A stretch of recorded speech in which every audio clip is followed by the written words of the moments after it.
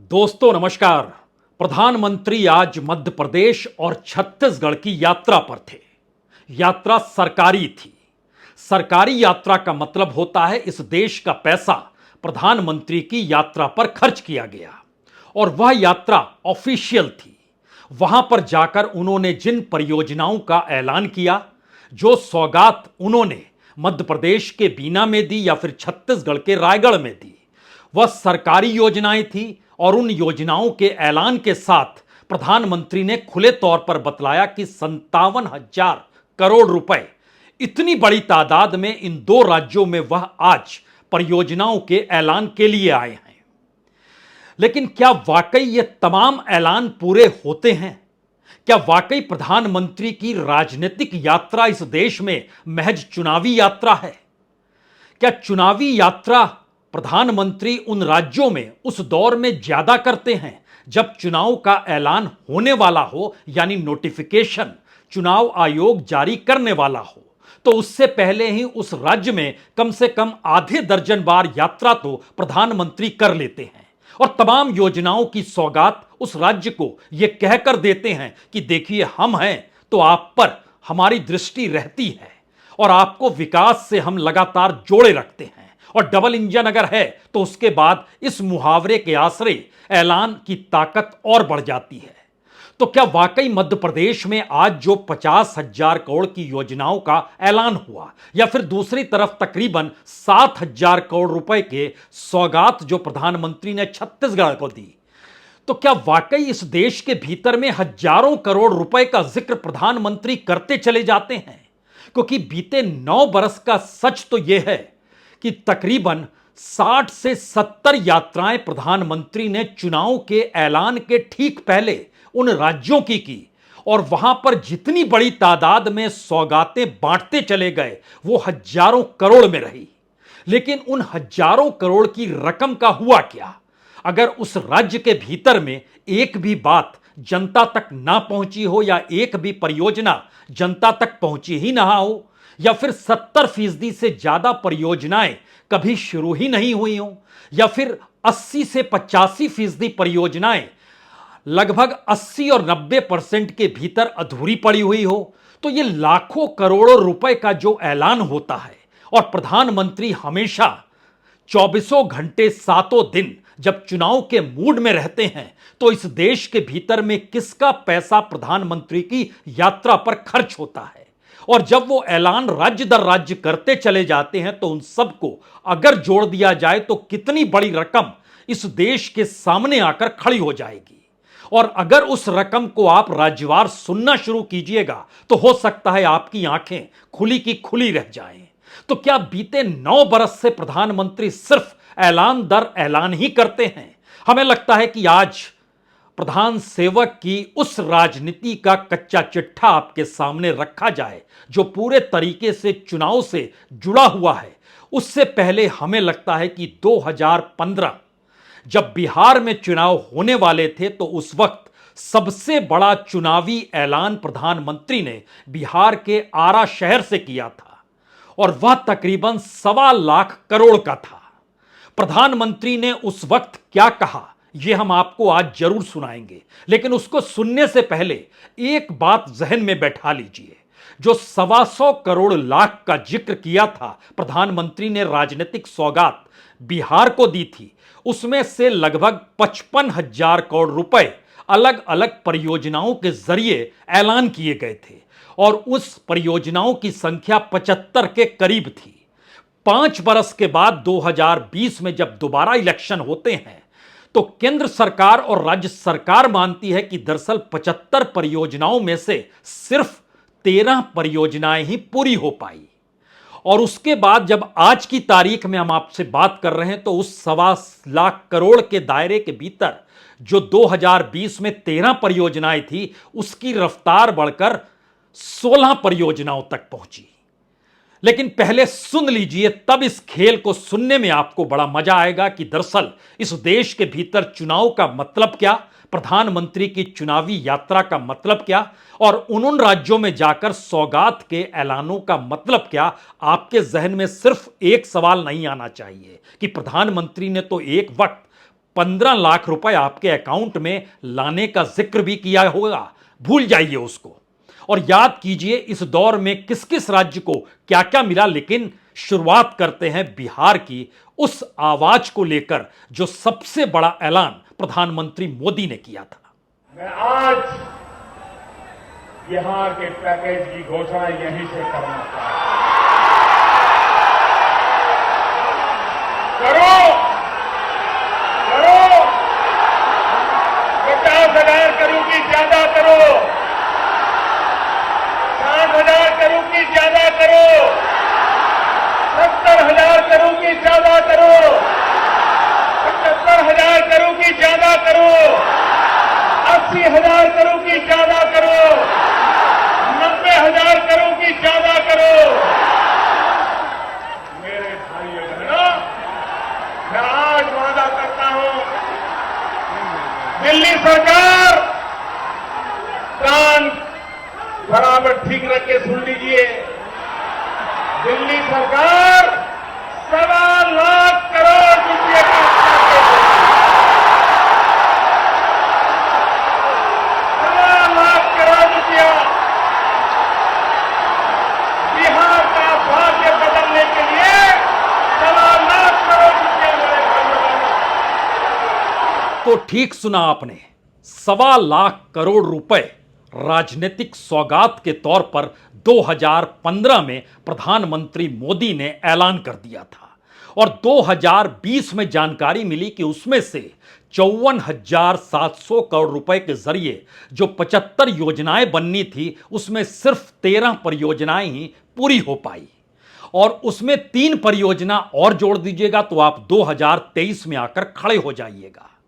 लेकिन उसके बावजूद भी चुनाव हैं, ऐलान करते चले जाना है। तो फिर सितंबर के महीने में 2020 यानी 3 साल पहले जब चुनाव का ऐलान हो रहा था तो 901 करोड़ की परियोजना का ऐलान खुले तौर पर प्रधानमंत्री ने 2020 में भी किया। लेकिन बात यहां रुकी नहीं, तो बांका में एलपीजी बॉटलिंग प्लांट 131 करोड़ रुपए 75 लाख का, उसका भी ऐलान हो गया। इसी तरीके से पूर्वी चंपारण में एलपीजी बॉटलिंग प्लांट का जिक्र 136 करोड़ 40 लाख के जरिए उसका भी हो गया। और 9 राजमार्ग परियोजना और उसकी रुपए की तादाद थी 14,258 करोड़ रुपए।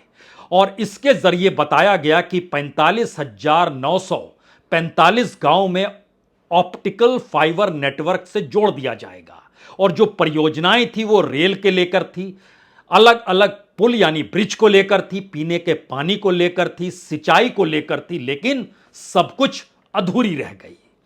तो क्या छत्तीसगढ़ में आज जो ऐलान किया गया 6,350 करोड़ की सौगात जो दी गई, 9 जिलों में क्रिटिकल केयर ब्लॉक का जिक्र किया गया और रेलवे प्रोजेक्ट के जरिए बताया गया कि हम जंगल को भी सुरक्षित रखते हैं और जमीन को भी, और हमारा डेवलपमेंट गजब का है। तो छत्तीसगढ़ के भीतर केंद्र की परियोजनाओं का जो पूरा डेवलपमेंट का खाका है वह अभी से नहीं बल्कि रमन सिंह की सरकार जो 15 बरस तक थी उसको भी परखना शुरू कीजिएगा तो आपके जहन में फिर एक बार सवाल आएगा कि अगर इतनी बड़ी तादाद में जो उस दौर के 15 बरस को भी जोड़ लीजिएगा तो हो सकता है यह रकम तकरीबन 80,000 करोड़ परियोजनाएं से जुड़े और कुल मिला के लगभग 1.5 लाख करोड़ की योजनाओं के साथ कायाकल्प छत्तीसगढ़ का हो जाना चाहिए। नहीं हुआ। मध्य प्रदेश के बीना में पहुंचे आज प्रधानमंत्री तो बीना रिफाइनरी पेट्रोकेमिकल्स यानी बीपीसीएल के जरिए 50,000 करोड़ के पेट्रोकेमिकल प्लांट की आधारशिला रख दी। 1,800 करोड़ के इंडस्ट्रियल प्रोजेक्ट वर्चुअली उद्घाटन कर दिया। और उद्घाटन ही नहीं होता है, बता भी दिया जाता है कि देखिए कमाल होने वाला है। और जब रिफाइनरी प्रोजेक्ट की बात थी तो बताया गया हम 20,000 करोड़ रुपए बचा लेंगे, विदेशी मुद्रा बचा लेंगे और 1 लाख से ज्यादा लोगों को प्रत्यक्ष या अप्रत्यक्ष तौर पर रोजगार मिलेगा। आप सोच रहे होंगे सिर्फ ये एक राज्य का जिक्र किया जाए, जी नहीं, सारे राज्यों का जिक्र करने से पहले एक रकम दिमाग में बैठा लीजिए। वह रकम है तकरीबन 10 लाख करोड़ की। 10 लाख करोड़ की राजनीतिक सौगात चुनाव से ऐन पहले उन राज्यों में जाकर प्रधानमंत्री ऑफिशियल यात्रा के जरिए जो ऐलान करते हैं, उन राज्यों के भीतर आज जो मुख्यमंत्री अभी हैं वह बीजेपी शासित है या गैर बीजेपी शासित है, उन राज्यों के मुख्यमंत्रियों को कम से कम बता तो देना चाहिए कि प्रधानमंत्री ऐलान करके गए थे, हुआ क्या, और नहीं हुआ तो गड़बड़ी कहां हुई, और गड़बड़ी हो गई तो यह रकम कहां गई। 10 लाख करोड़ रुपए कम तो होते नहीं हैं, या फिर हो जाते हैं कॉरपोरेट के ऊपर तो इतने लुटा दिए जाते हैं, कोई कह सकता है। लेकिन दोबारा लौटिए उन परिस्थिति में, पिछले दिनों कर्नाटक में चुनाव हुआ। कर्नाटक में जनवरी के महीने में गए प्रधानमंत्री तो 10,800 करोड़ का ऐलान कर आए। ये जो वहां की यादगीर जिला है, उसका जो कोड़े कनाल है, वहां पर सिंचाई पेयजल परियोजना, राष्ट्रीय राजमार्ग विकास परियोजना। कलबुर्गी जिला पहुंचे तो वहां पर मलखेड़ जगह है, वहां पर नव घोषित राजस्व गांव के लाभार्थियों को टाइटल डीड दे डाली और एक राष्ट्रीय राजमार्ग परियोजना का ऐलान कर दिया। अप्रैल में गए तो 16,000 करोड़ की सौगात ले गए मांड्या, हुबली और धारवाड़ में। जून के महीने में गए 20 जून में तो 28,000 करोड़ की सौगात फिर लेकर गए और रेल और सड़क के जरिए 5 नेशनल हाईवे प्रोजेक्ट का ऐलान हो गया, 7 रेलवे प्रोजेक्ट का ऐलान हो गया। वो किसान हो, श्रमिक हो, उद्यमी हो, युवा हो, मध्यम वर्ग हो, सबको लाभालाभ तमाम राजनीतिक सौगातों के जरिए दे दिया गया। और बेंगलुरु को तो प्रधानमंत्री ने सपनों का शहर कहा और कहा कि rail, road, metro, underpass, flyover सबको ठीक कर देंगे डबल इंजन की सरकार के साथ। लेकिन बावजूद इसके जो 60-70 हजार करोड़ का ऐलान चुनाव से ऐन पहले, यानी इलेक्शन कमीशन का नोटिफिकेशन आए उससे पहले किया गया, बावजूद इसके वहां की जनता ने बीजेपी को हरा दिया। इतने बड़े ऐलान के बावजूद हरा दिया तो क्या सिर्फ ऐलान दिखाने के लिए होता है, या वो पैसा कहीं कोई हड़प ले जाता है, या वो पैसा कहीं गायब हो जाता है, या वो पैसा राजनीतिक तौर पर सत्ता अपने अनुकूल उसका उपयोग कर लेती है? कोई किसी को बताना तो चाहिए। इतने बड़े ऐलान के साथ और मौजूदा वक्त में वहां के मुख्यमंत्री सिद्धारमैया हो या डिप्टी सीएम हो डीके शिव कुमार, उनको भी बताना चाहिए कि ये जो जनवरी, अप्रैल, जून के महीने में और बेंगलोर शहर को लेकर जो ऐलान करके प्रधानमंत्री आए, वो रकम का क्या हुआ। उससे ठीक पहले हिमाचल प्रदेश का चुनाव याद कीजिए। जब वहां पहुंचे तो एम्स का जिक्र किया, बिलासपुर के 1,470 करोड़, लेकिन आज भी वहां पर जो आउटडोर देखने की मरीजों की स्थिति है, बात उसके आगे बढ़ नहीं पाई है। यानी ऐलान हो गया, फीता कट गया, उद्घाटन हो गया, लेकिन पूरा इलाज दे पाने की स्थिति में अभी भी बिलासपुर एम्स आ नहीं पाया है। वहां पर फैकल्टी नहीं है, भर्तियां नहीं हो पा रही हैं। लेकिन उसके आगे एक और कदम बढ़ाइए, 3,650 करोड़, पिंजौर से नालागढ़ 31 किलोमीटर की सड़क 4 लेन की बना डालेंगे। पंचकुला, सोलन, शिमला, बिलासपुर, मंडी, मनाली, ये सारी सड़कें इस दौर में इतनी घातक साबित हुई कि हिमाचल प्रदेश और उत्तराखंड के भीतर, उत्तराखंड का जिक्र भी करेंगे, कोई ध्यान नहीं दिया गया कि यह कौन सी परियोजना है। जहां परियोजना शुरू हुई वहां पहाड़ ढहने लगे, लड़खड़ा कर नीचे आने लगे। जहां पर जंगल बच गए और परियोजना नहीं शुरू हुई, वहां चीजें अनुकूल रह गई। अध्ययन कैसा सरकार का है और यह पैसा कैसे किस रूप में जाता है, क्योंकि नालागढ़ में एक चिकित्सा पार्क भी 2 साल में पूरा होना है, लेकिन वह पूरा नहीं हुआ। 2024 तक स्थितियां नाजुक है, लेकिन बावजूद इसके बता दिया गया कि 100 करोड़ रुपए, 350 करोड़ में से 100 करोड़ रुपए केंद्र सरकार देगी, 250 करोड़ रुपए राज्य सरकार देगी। राज्य सरकार के पास पैसा नहीं। यह भी बता दिया गया 5,000 करोड़ का निवेश होगा, नहीं निवेश हुआ। 10,000 लोगों को रोजगार मिलेगा, कोई रोजगार नहीं मिला। जिम्मेदारी लेगा कैसे? और अक्टूबर के महीने में जब प्रधानमंत्री पहुंचे 12 अक्टूबर को, तो ऊना और चंबा में, वहां पर उन्होंने ऊना में बल्क ड्रग पार्क का ऐलान किया, IIIT यानी भारतीय सूचना प्रौद्योगिकी संस्थान का ऐलान किया, हमीरपुर में रेलवे लाइन का ऐलान किया, और इस बात का जिक्र किया कि सौगात जो दे रहे हैं 7,981 करोड़ की। आपको हो सकता है इसमें किसी रकम की कोई चिन्ह मौजूदा वक्त में आपको हिमाचल में दिखाई ना दे, लेकिन वहां कांग्रेस की सरकार है। मुख्यमंत्री सुक्खू साहब को बताना चाहिए था, और बताना चाहिए मौजूदा वक्त में। और चंबा में 2 हाइड्रो पावर प्रोजेक्ट्स, प्रधानमंत्री ग्राम सड़क योजना फेज 3 शुरू क्यों नहीं हुई है? कौन सी मुश्किल है? कौन से हालात हैं? राज्य सरकार को कुछ पैसा देना होता है, पैसा नहीं दिया गया। क्या वाकई केंद्र से पैसा आ गया? नहीं आया। तो स्थितियां सिर्फ ऐलान के साथ है या पैसा कहीं गायब हो जा रहा है? लेकिन बात यही नहीं रुकती है। उसके आगे बढ़ाइएगा कदम तो उत्तराखंड सामने आकर खड़ा होगा। यहां पर भी बड़ी नाजुक स्थिति रही इस दौर में, जब पहाड़ छिल छिल कर नीचे गिरने लगे, आवाजाही रुक गई और चार धाम की यात्रा कई मौकों पर रोकनी पड़ी। लेकिन हल्द्वानी गए तो 17,500 करोड़ की सौगात लेकर गए, चुनाव से ऐन पहले। 3,400 करोड़ रुपए की कनेक्टिविटी प्रोजेक्ट थी, जो केदारनाथ हेमकुंड साहिब को जोड़ती थी, रोपवे परियोजना थी। दिसंबर के महीने में 2021 में चुनाव से पहले पहुंचे थे तो 18,000 करोड़ की 7 परियोजनाओं का जिक्र किया गया था। दिल्ली देहरादून आर्थिक गलियारा बन जाएगा 8,300 करोड़ में। सहारनपुर के हलगोवा से लेकर हरिद्वार के भद्राबाद तक 2,000 करोड़ रुपए खर्च होंगे, एक जोड़ने वाली परियोजना होगी। मनोहरपुर से कांगड़ी और हरिद्वार रिंग रोड तक एक परियोजना है 1,600 करोड़ की। देहरादून पोंटा साहिब सड़क परियोजना है 1,700 करोड़ की। देहरादून में जलापूर्ति सड़क और जल निकासी की परियोजना भी 700 करोड़ रुपए खर्च होंगे। प्रधानमंत्री ऐलान कर रहे हैं, कोई म्युनिसिपल कॉरपोरेशन ऐलान नहीं कर रहा है, राज्य का मुख्यमंत्री ऐलान नहीं कर रहा है, प्रधानमंत्री कर रहे हैं। हरिद्वार चिकित्सा महाविद्यालय खुलेगा 500 करोड़ में। चार धाम सड़क परियोजना, देवप्रयाग से श्रीकोट तक सड़क चौड़ी कर दी जाएगी। यमुना नदी पर व्यासी जल विद्युत परियोजना 120 मेगावाट की जल विद्युत परियोजना तैयार हो जाएगी। और तो और इत्र का जिक्र भी हुआ, यानी सुगंध की प्रयोगशाला भी खुलेगी, अत्याधुनिक। जिक्र सबका, पैसा सबके लिए, लेकिन सारी परिस्थिति इस दौर में चुनाव के नोटिफिकेशन से ठीक पहले प्रधानमंत्री की यात्रा और उस यात्रा के मद्देनजर तमाम ऐलान एक के बाद एक। हमें लगता है यहां तो बंगाल को भी याद कर लेना चाहिए। बंगाल में तय था कि ममता बनर्जी जीत जाएगी, बावजूद इसके ऐलान में कोई दिक्कत नहीं होनी चाहिए, तो 4,700 करोड़ रुपए हल्दिया में तेल गैस आधारभूत संरचना बनाई जाएगी और इसके जरिए ऑयल इंडिया को जोड़ा गया, बीपीसीएल को जोड़ा गया, गैस इंडिया लिमिटेड को जोड़ा गया, नेशनल हाईवे जो बनाते हैं एनएचएआई उसको जोड़ा गया और लगभग 1,000 करोड़ से ज़्यादा जो था उसमें जानकारी दी गई कि हल्द्वानी रिफाइनरी की दूसरी जो कैटलिटिक डिवाइसिंग यूनिट है उसकी आधारशिला रख दी गई है और वह अप्रैल 2023 तक पूरी हो जाएगी। अप्रैल 2023, अभी तो सितंबर आ गया, क्यों नहीं पूरी हुई है? मुश्किल क्या है? और प्रधानमंत्री ऊर्जा गंगा परियोजना भी 347 किलोमीटर की जो डोमी दुर्गापुर पाइपलाइन, इसमें लगभग 2,400 करोड़ रुपए।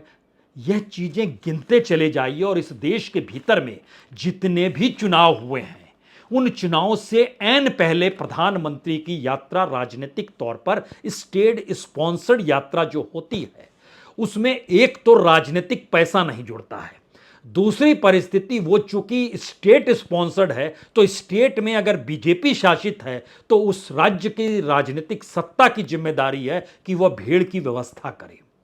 और राजनीतिक तौर पर वो सारे काम हो रहे हैं लेकिन गैर राजनीतिक तौर पर दिखाए जा रहे हैं। और कभी मौका मिले तो प्रधानमंत्री की जो वेबसाइट है, प्रधानमंत्री की यात्रा की वेबसाइट, उस पे चले जाइए और प्रधानमंत्री की डोमेस्टिक यात्राओं को देखना शुरू कीजिए और जरा सोचना शुरू कीजिए कि कैसे कोई प्रधानमंत्री सैकड़ों यात्राएं उन राज्यों की 2014-15 के बाद से जब करना शुरू होता है तो पैर थमते ही नहीं हैं और वो तमाम यात्राओं के साथ ऐलान होते चला जाता है कि हम इस दिशा में इस तरीके से इतनी बड़ी सौगात आपको दे रहे हैं। बिहार सबसे बेहतरीन उदाहरण है। और ऐसा नहीं है कि बिहार में सरकार नहीं रही, डबल इंजन वहां भी रहा, नीतीश कुमार जरूर चेहरा रहे लेकिन बीजेपी तो साथ मिलकर वहां काम कर रही थी। फिर क्या मुश्किल हो गई? और केंद्र का पैसा और राज्य का पैसा, क्या राज्य कंगाल हो गए हैं? पहला सच, राज्यों के पास पैसा ही नहीं है कि प्रधानमंत्री जिन सौगातों का ऐलान करें उन सौगातों को पूरा करने के लिए कहीं पर 20%, कहीं 30%, कहीं 60% तक पैसा राज्यों को जो देना होता है वो दे पाने की स्थिति में नहीं है। क्योंकि प्रधानमंत्री इस दौर में जो जीएसटी के बाद से सक्रियता बढ़ी उसमें राज्यों को भी पैसा नहीं मिल पा रहा है और उन्हें लोन लेना पड़ता है आरबीआई के जरिए। और आरबीआई को लोन देने में कोई हिचकिचाहट नहीं है क्योंकि केंद्र सरकार ने कह दिया है जो राज्य जितना लोन माने देते चले जाइए। उसमें आप हिचकिए नहीं, यानी नोट छापते चले जाइए।